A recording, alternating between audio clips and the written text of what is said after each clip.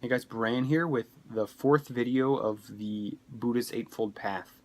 Today we'll be looking at the fourth step, right action.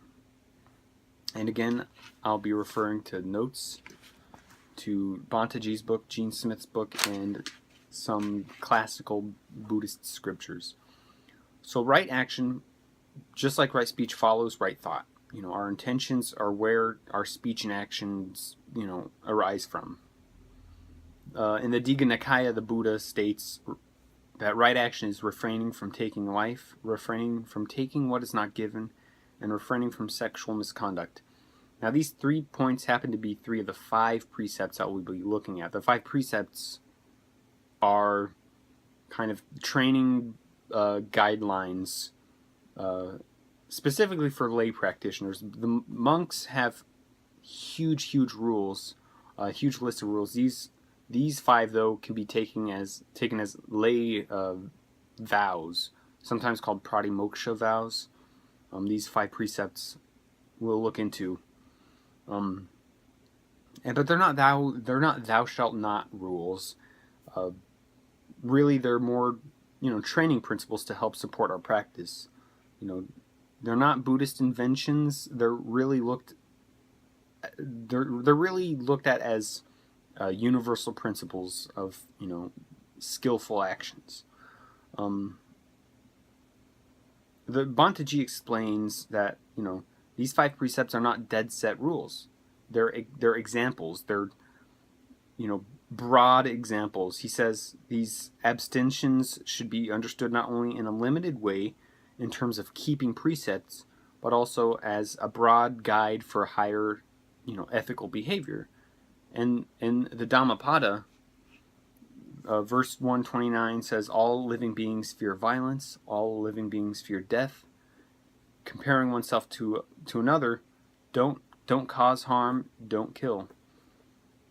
So you see, it's a pretty broad spectrum at what we're looking at. What would you fear? What do you fear? What do you hate? What do you not want? That's what other beings don't want either. So we should, live our lives in accordance to, respecting these wishes for ourselves and others. And this is where the 5 precepts come into play. But before that, I want to read a quote from Bantaji from page 111, in which he kind of explains more why we even practice skillful action. He says, we practice skillful action not because we want to avoid breaking the Buddha's rules or because we fear that someone will punish us if we do. We avoid cruel and hurtful behavior because we see that the consequences of such actions lead to profound unhappiness for us and for everyone else around us, now and in the future. We practice skillful action because we want our lives to be helpful and harmonious, not destructive and contentious, and because we want a calm and happy mind, untroubled by regret or remorse. These are really to help us cultivate a better, mindful, skillful way of thinking and acting. So these 5 precepts, they usually use the word, avoid or abstain, but they're abstain from killing, abstain from stealing, abstain from sexual misconduct, abstain from lying, and abstain from misusing intoxicants. So let's look at these briefly. Abstaining from killing, we kill out of fear, out of hate, out of aversion. Aversion is one of the 3 poisons from which suffering arises, right? When we practice mindfulness and resolve not to kill, our fear and our hate and our aversion for whatever we're killing, be it insects, animals, people, that begins to transform into respect for the life, compassion for the life too. And when we stop killing, it gives us room for the conditions of compassion to arise. Killing only leaves us with more fear and hate and that kind of separation, while not killing helps us develop that unity, that idea that, hey, life is precious. So this brings up a really good point. You might be asking, what about meat? What about eating? So, and that's not an unusual question for this. Bantaji argues that this precept doesn't rule out eating meat. Vegetarianism and veganism still indirectly leads to the death of creatures. Tilling land to garden vegetables will kill indirectly. They'll kill the creatures in the dirt. But he says eating meat and killing for the meat are two different things, which seems kind of weird until you kind of look at it. The Buddha actually gave specific details as to what constitutes as killing, and I'll read them off in this book as he lists these. These are the conditions necessary for an act to be considered killing. First, there must be a being. Second, you must know that there is a being. Third is you must intend to kill it. Fourth is you must plan to use a method to kill it. And 5 is that you actually kill it using the methods that you came up with. So eating meat doesn't directly actually fall under this category. And in Jean Smith's book, she even points out that the directions that the Buddha gave to the monks for eating was that they couldn't eat meat if they requested it, if they had seen it, being killed, or if they had suspected that the animal was killed for them. You can't go to a house and it's like, hey, I killed my best chicken out back for you. You can't eat that because you directly caused that animal's death. If it was like the Buddhist monks would go for alms rounds around the village and the villagers would give them food, if they gave you meat, then you could eat it because it wasn't, they didn't slaughter their animals specifically for you. It's just the food they had. But some Buddhist traditions do adhere to a vegetarian diet.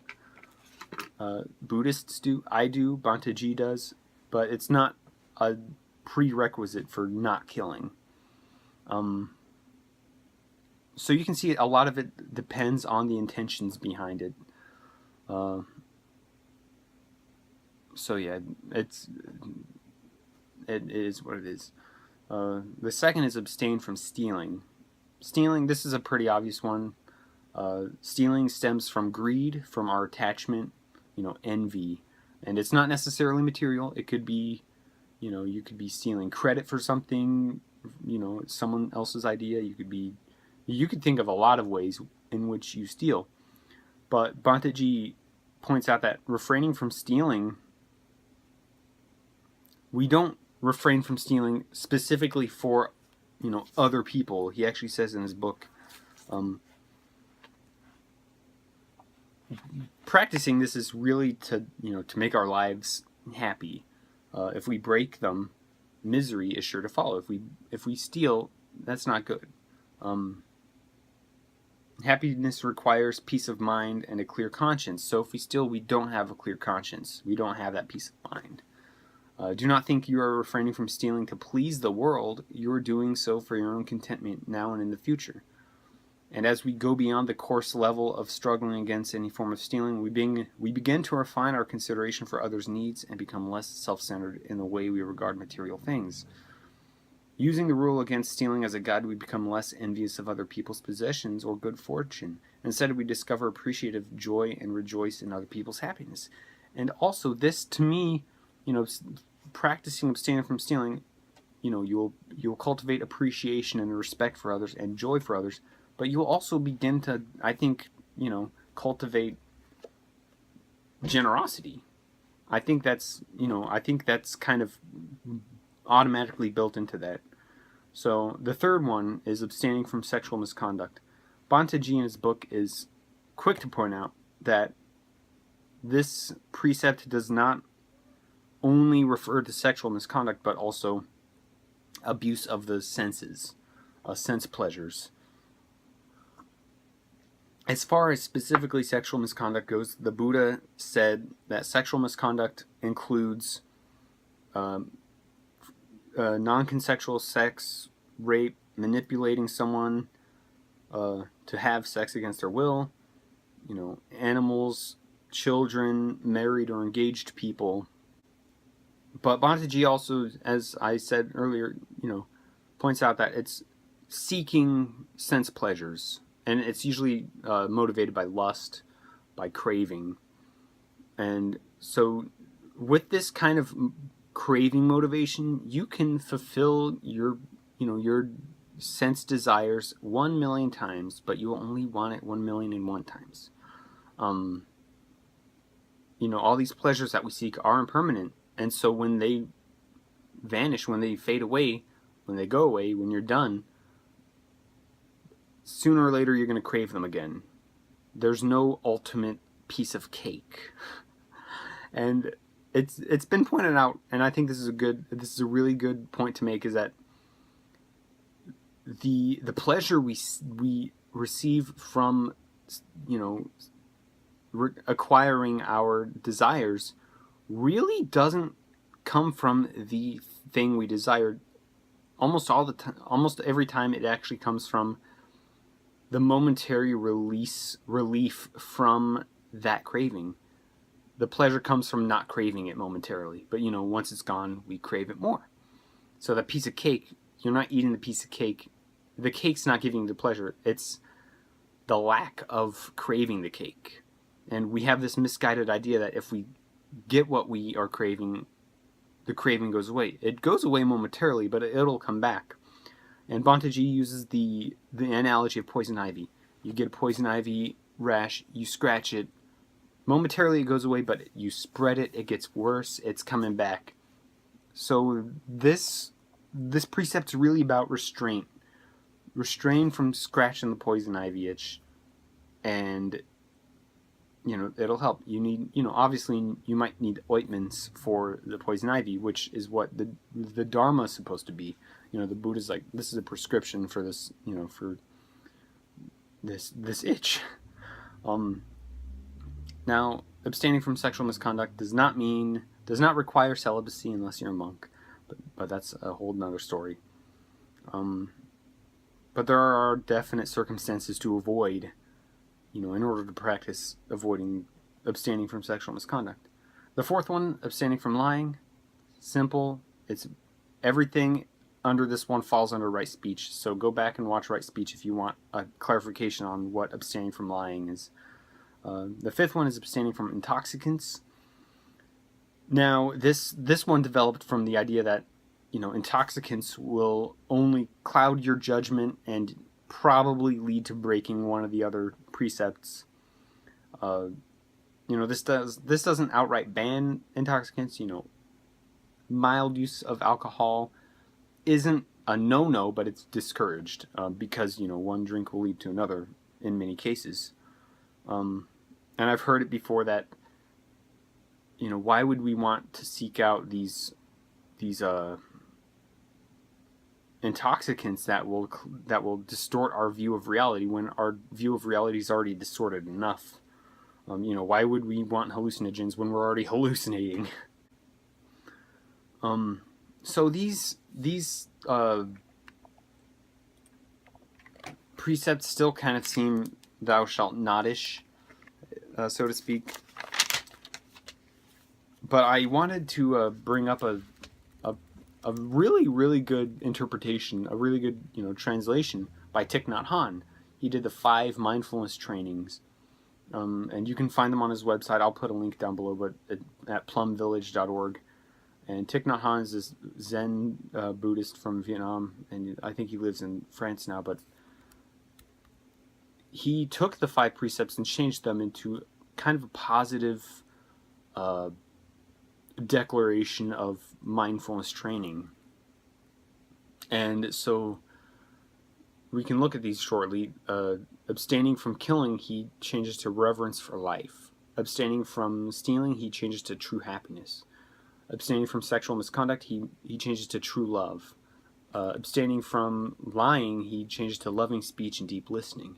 And abstaining from intoxicants, nourishment and healing. And these 5 mindfulness trainings go so much further in depth and kind of open up the real essence behind these. And I just wanted to use the nourishment and healing, the abstain from intoxicants ones, as an example, because I think it's so important to realize that how these aren't dead set rules. They're broad examples for something greater.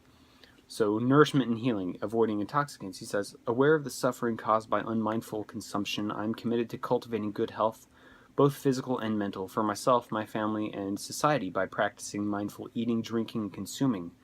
I'll practice looking deeply into how I consume with the four kinds of nutriments, namely edible foods, sense impressions, volition, and consciousness. I am determined not to gamble or use alcohol, drugs, or any other products which contain toxins, such as certain websites, electronic games, TV programs, films, magazines, books, and conversations. He goes on a little more about, coming back to the present moment and being in touch with the refreshing, healing, nourishing elements in and around me, and he goes in more into depth, and I'll give you the link so you can look at it. But I love how he broadens the spectrum of, refraining from intoxicants, the traditional ones we think of, alcohol, drugs, to include food. Food can be an intoxicant.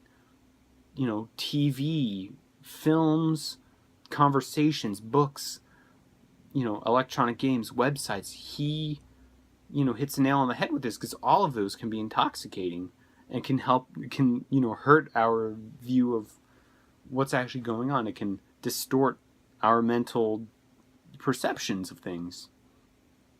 And I mean, that kind of interpretation, that genius interpretation, he does with all other 5 precepts.